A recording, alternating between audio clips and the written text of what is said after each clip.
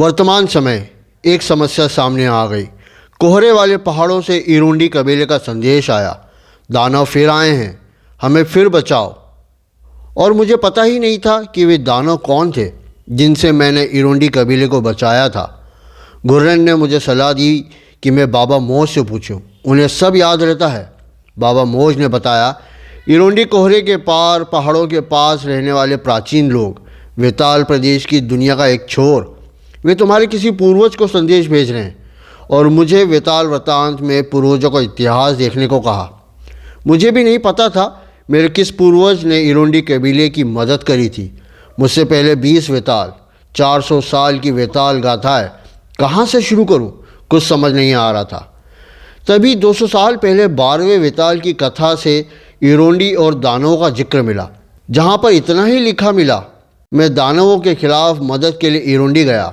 शर्मनाक किस्सा, मैं वो भूलना चाहूँगा। मैंने और जानना चाहा, लेकिन मेरे पूर्वजों ने किसी भी जगह पर इरुंडी और दानवों का नाम तक नहीं लिखा था। और आज 200 सालों बाद उन्होंने याद किया है। वे छोटी छोटी सुरंगों में रहते हैं। बहुत पहले जब 12वें वेताल ने इरुंडी कबीले को बचाया था, तब एक मूर्तिकार ने मेरे पूर्वज वेताल की मूर्ति बनाई थी, जिस पर लिखा था, जब ज़रूरत पड़े अपने दोस्त वेताल को बुला लेना। मेरा नाम आशीष प्रकाश और आप सभी का वेताल यूट्यूब चैनल पर स्वागत है। आज की comic story the Irundi and the great one, जिसे ली फॉक ने लिखा, चित्रांकन साय बेरी ने किया था, जो 10 अप्रैल 1987 से 4 अक्टूबर 1988 के बीच में प्रकाशित हुई थी। रहस्य रोमांच से भरपूर वेताल गाथा। भारत में इंद्रजाल कॉमिक्स द्वारा जहरीले दानव नाम से खंड संख्या 25, संख्या 47, 48, 49 3 भाग में 1988 में प्रकाशित हुई थी। मैंने इरुंडी कबीले को दानवों से कैसे बचाया, ये आप जानेंगे जब मैं अपनी कथाएं सुनाऊंगा। मेरे पूर्वज 12वें वेताल की एक और गाथा है, जिसका नाम है फैंटम वर्ल्ड। संडे स्टोरी संख्या 142, जो ली फॉक ने लिखी है, चित्रांकन साय बेरी और जॉर्ज ऑलेंस एरिक ड्रस्टर ने किया है, जो 10 जुलाई 1994 से 4 दिसंबर 1994 के बीच में प्रकाशित हुई थी। भारत में बंगला भाषा में आर्यदेव नाम से इंडियन न्यूज़पेपर में 24 अप्रैल 1996 में प्रकाशित हुई थी। बाद में आने वालों के लिए, बंगाल की खाड़ी में सिंह जलदस्युओं ने एक अंग्रेजी व्यापारी जहाज पर हमला कर दिया। जवान किड ने जहाज से गिरते समय अपने पिता को जलदस्युओं द्वारा हत्या करते हुए देखा। 400 साल पहले एक अनजान समुद्र किनारे पर पहुंचा जवान किड उन जलदस्युओं के हमले से एकमात्र बचा इंसान, जिसे सहृदय बोनो ने बचाया। घने जंगल में तूफान और हवा ने एक अनोखी गुफा बनाई, जहां उसे ले जाया गया। बाद में उसे पिता के हत्यारे का शव मिला, जिसने उसके पिता का कोट पहन रखा था। उसने अपने पिता के हत्यारे की खोपड़ी ली। इस खोपड़ी की सौगंध मैं अपना जीवन अत्याचार, हिंसा और अन्याय को ख़त्म करने में लगाता हूँ, और मेरे बेटे मेरा अनुसरण करेंगे। उसके बेटे और उसके बेटे अनुसरण करते आ रहे हैं, जिसे समुद्र के जहाजी और जंगलवासी उसे वही पहला आदमी मानते आ रहे हैं जो अमर है, आदमी जो मर नहीं सकता, चलता फिरता प्रेत। आज इसी पीढ़ी का 21वां हमारा वेताल है। शैतानों का काल वह हर जगह है, वह अकेले ही लड़ता है। वेताल का घर, खोपड़ी नुमा गुफा, नया हवा महल।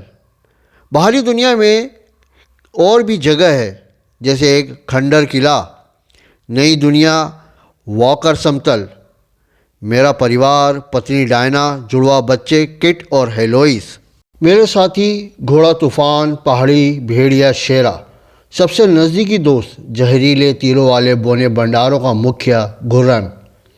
वेताल फुसफुसाता कुंज, जहाँ की हवाएं एक रहस्यमय आवाज़ करती हैं, जैसे वे वेताल वेताल बोल रही हों। किलावी तट, जहाँ की रेत आधा सोना है, और मणिमहल, जहाँ हर वेताल शादी की पहली रात गुजारता आ रहा है। यहाँ पर जंगलवासियों की शादियाँ भी होती आ रही है। मित्रद्वीप, जहाँ हर जानवर एक साथ रहते आ रहे हैं। आज किड बहुत ही उत्साहित होकर सभी को बोला, टॉम, मोराना, आज पापा एक कहानी सुना रहे हैं। मैंने बोला बाबा मौज आप भी सुने। बाबा मौज ने जवाब दिया मुझे कहानियाँ पसंद हैं। और ये कहाँ की कहानी है? वो चलते फिरते प्रेत। मैंने जवाब दिया 7 समुंदर पार अमेरिका, जहाँ से डायना आई है। बहुत समय पहले एक आलसी आदमी था जिसका नाम रिप वैन विकल था और उसकी परेशान करने वाली पत्नी और 2 छोटे बच्चे थे। एक बार रिप तुम बेवकूफ़, जाओ पानी और जलाओ लकड़ी लेकर आओ। रिप ने जवाब दिया यह अच्छा समय है मेरी पत्नी कि मैं और मेरा भेड़िया शिकार पर जाए। हेलोइस बोली रिप वैन विल्क ये कैसा नाम है? मैंने हेलोइस को बोला यह डच नाम है। वो अपनी झगड़ालू पत्नी की बातों को अनसुना करके चला गया। घने जंगल के पास एक बूढ़े आदमी ने बिना कुछ कहे सिर्फ हाथों के इशारों से उससे भारी पीपे को उठवा लिया। वे वहाँ पहुँचे जहाँ सभी अजीब सी पोशाकें पहने हुए थे जो एक खेल खेल रहे थे, लेकिन वहाँ कोई भी नहीं बोल रहा था। किट बोला रिप वैन विल्क कितना अजीब नाम है। हेलोइस बोली किट मैंने ये पहले ही बोल दिया था। वे लोग आपस में बातें क्यों नहीं कर रहे थे? मैंने कहा वे आपस में बात नहीं कर रहे थे बल्कि एक शब्द भी नहीं बोल रहे थे। बाबा मौज ने पूछा वे कौन सा खेल खेल रहे थे? मैंने जवाब दिया 9 पिन, जिसमें एक गेंद को लुढ़का के उन बोतलों जैसी पिनों को गिराते हैं।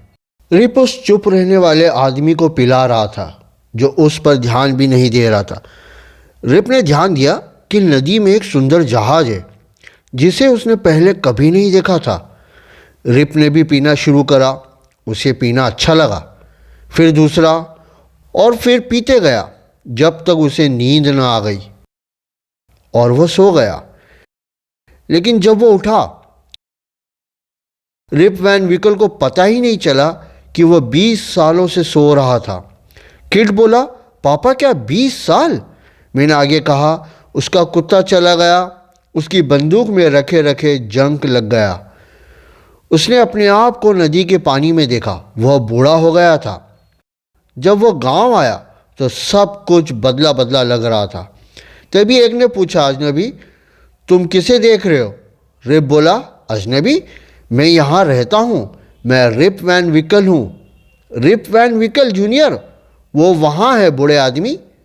मेरा बेटा बड़ा हो गया था। मेरी पत्नी और मेरी बेटी, मैं रिप हूँ। उसकी पत्नी बोली मैं तुम्हें नहीं जानती, तुम कौन हो बूढ़े बेवकूफ़ इंसान? बूढ़ा रिप अपने परिवार के सामने था। जब मैं 4 साल की थी जब आप चले गए थे और मैं 5 साल का था पापा। पत्नी बोली तुम चले गए थे तब जाकर आज आ रहे हो? कहाँ गए थे? रिप बोला मैं 20 साल से सो रहा था। वहाँ के अजनबी आपस में बात भी नहीं कर रहे थे। उनके जहाज़ का नाम हाफ मून था। उन्होंने मुझे पिलाया, फिर मुझे नींद आ गई। 20 साल तक सोता रहा। एक गाँव वाले ने पूछा हाफ मून तुमने भूत देखा है? हेनरी हडसन और उसके जहाजी वे हर साल भूताहा रहस्य में रात को आते हैं। रिप बोला क्या तुमने भूत कहा? हेलोइस बोली पापा क्या भूतों की कहानियाँ सच्ची होती है? मैंने जवाब दिया नहीं हेलोइस, बस पुरानी कहानियाँ हैं। बाबा मौज बोले विताल तुम सही हो, लेकिन तुमसे पहले के 10 विताल पूर्वजों की एक गाथा है। मैंने वो गाथा पहले कभी नहीं पढ़ी, उसमें क्या होता है? विताल वृतांत में जुलाई 1725 एक भयंकर आंधी में मैं खो गया। एक अनोखी अजीब जगह पहुंचा जिसे एरोवान कहते हैं। वहाँ पर एक आदमी से मिला जो एक सिंग वाले हिरण पर था। बाबा मौज बोले एरोवान? हाँ यही वह जगह का नाम है। मैंने बोला बस यहाँ पर यही लिखा है, क्या आपको कुछ और पता है? बाबा मौज बोले हाँ मुझे पता है, एक अजीब कहानी है। हेलोइस बोली दादा मौज सुनाओ ना। मैंने बाबा मौज को खोपड़ी नुमा सिंहासन पर बैठने का बोला।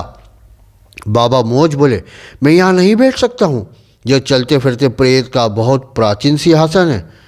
मैंने कहा आदरणीय बाबा मौज आप बैठें मेरे अतिथि सम्मान के लिए। मैंने कहा आप हमें मेरे पूर्वज 12वें वेताल की गाथा सुनाओ। बाबा मौज जंगल की कथाएं सुनाने वाले जिन्हें कहीं पर भी नहीं लिखा गया है। वो गाथाएं बाबा मोज को एक पीढ़ी से दूसरी पीढ़ी को बताई जाती आ रही है। बाबा मोज बोले, ये कथा तुमसे 10 पूर्वज पहले के विताल की है। भयंकर आंधी में दूर कहीं वो खो गया था। उस आंधी की तेज हवाएं उसे पत्ते की तरह उड़ा रही थी। आगे की कहानी 12वें विताल की जुबानी। बहुत समय से बहुत ही भयंकर आंधी। अच्छा हुआ कोई हड्डी हड्डी नहीं टूटी। मैं कहाँ हूँ? तभी मुझे अनोखी धुन सुनाई दी जो ऊपर से आ रही थी और मैं ऊपर चढ़ने लगा। वहाँ धुन और तेज सुनाई दे रही थी, लेकिन वहाँ एक रहस्यमय खुशबू भी हवा में थी। वहाँ ऊपर एक आदमी बड़े हिरण जिसका एक सींग था उस पर बैठा था। ऊपर पहुंचकर मैंने सोचा, यह दोस्त होगा या दुश्मन? जब वह मेरे पास पहुंचा, मैंने उससे पूछा, यह कौन सी जगह है जहाँ पर यह संगीत की धुन और खुशबू हवा में है? उस अजनबी ने मुझसे पूछा, पहले ये बताओ अजनबी, तुम कहाँ से आए हो? मैंने जवाब दिया, मैं रास्ता भटक गया एक भयंकर आंधी में। यह कौन सी जगह है? एक सींग वाले हिरण सवार ने कहा, एरोवान, हम तुम्हें खाने के लिए भोजन देंगे और आज रात आराम करना, लेकिन तुम्हें तुम्हारे हथियार यहीं छोड़ना होंगे। हम शांति प्रिय लोग हैं। मैंने बोला, जब मैं वापस जंगल जाऊं तो मुझे मेरी पिस्तौल वापस चाहिए। मैं इन्हें यहाँ ऊंचाई पर टांग देता हूँ जहाँ पर ये सुरक्षित रहेंगी। तभी उस हिरण सवार ने एक तेज सीटी बजाई तो एक सींग वाला दूसरा हिरण और आ गया। हिरण सवार ने कहा, तुम इसकी सवारी करना, डरना मत, यह बहुत सीधी है। रहस्यमय संगीत की धुन और हवा में खुशबू और तेज हो गई थी। जब मैं वहाँ उनकी जगह, जिसे वे एरोन कहते हैं, पहुँचा, मैंने वहाँ के बड़े पेड़ों को पहली बार देखा जो घर के बराबर मोटे और बहुत ही ऊंचे थे। हिरण सवार ने जवाब दिया, यह दुनिया के सबसे प्राचीन पेड़ हैं, लगभग 1000 साल पुराने। हम वहाँ पहुँचे जहाँ एक गड्ढा कोहरे से ढका हुआ था। जब हम उसमें से होकर नीचे उतर रहे थे तो संगीत की धुन और रहस्य में खुशबू दोनों तेज हो गई थी। उस कोहरे के नीचे एक अद्भुत संसार था जिसे देखकर मैं अचंभित हो गया। अनोखी अद्भुत जगह, बहुत सारे लोग, नाचते गाते मौज मस्ती करते आनंदित लोगों ने मेरा स्वागत किया। वहाँ की औरतों ने कहा, यहाँ अजनबी नहीं आते हैं, आप यहाँ नहाएं, उसके बाद भोजन करते हैं। वह स्नान की जगह बहुमूल्य हीरे जवाहरातों से बनी हुई थी। अजनबी, हमने आपके कपड़े धोकर साफ़ कर दिए हैं, अब आपको भूख लगी होगी। मैंने कहा, धन्यवाद महिलाएं, मुझे बहुत भूख लग रही है। एक महिला ने बोला, हमने एक बड़ी दावत का आयोजन किया है। मैंने वहाँ जो खाया और पिया वह पहली बार अपने जीवन में खाया और पिया था। एक शानदार दावत थी। इसके बाद हम सब सो गए। फिर मैं उठा और जाने की तैयारी करने लगा। उन्होंने मेरे साफ धुले कपड़े वापस करे। मैंने उनसे कहा, आपका धन्यवाद इस शानदार भोजन और आदर सत्कार का। उन्होंने मुझसे कहा, आप फिर वापस आ सकते हैं अजनबी, आपका हमेशा स्वागत रहेगा। फिर मैं और हिरण सवार ऊपर चढ़ने लगे।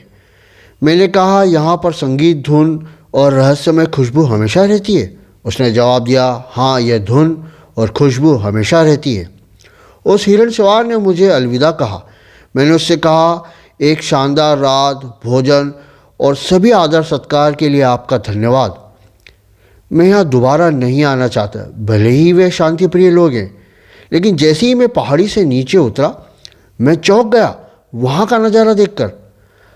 रात का भोजन और एक रात आराम करना, मेरा घोड़ा। लेकिन यह तो सिर्फ कल ही की बात थी, यह कंकाल में कैसे बदल गया? एक ही रात में ये सब कैसे हो गया? मेरी पिस्तौल में भी जंग लग गया है। जंगल में रहने वाले आसमान के तारों को देखकर पता लगा लेते हैं कि क्या समय हुआ है। सिर्फ एक रात में मैं 3 साल सोता रहा। रात्रि भोजन, रात्रि विश्राम, एक अद्भुत अनोखी जगह जिसे एरोवान कहते हैं, वहाँ की एक रात में मैं 3 साल सोता रहा। यह कहानी का अंत है। जो तुमसे पहले के 10 विताल पूर्व का विताल था, वो चलते फिरते प्रेत। किड बोला, पापा आप क्या सोच रहे हैं? मैंने जवाब दिया, परी कथा जैसी जंगल की कहानी है बेटा। ठीक रिप वैन विकल जैसी। लेकिन एक बात है, वहाँ के पेड़ जैसे कैलिफोर्निया के लाल पेड़ों पता लगाना होगा। क्या मैंने उस जगह को खोजा? क्या बाबा मोज की कहानी सच्ची है? यह रहस्य मेरी अपनी कथाओं को सुनाते समय। अगला अंक रोमांचक रोमांटिक मेरे पूर्वज 13वें वेताल की प्रेम कहानी का। तब तक के लिए वेताल चलता फिरता प्रेत का अलविदा।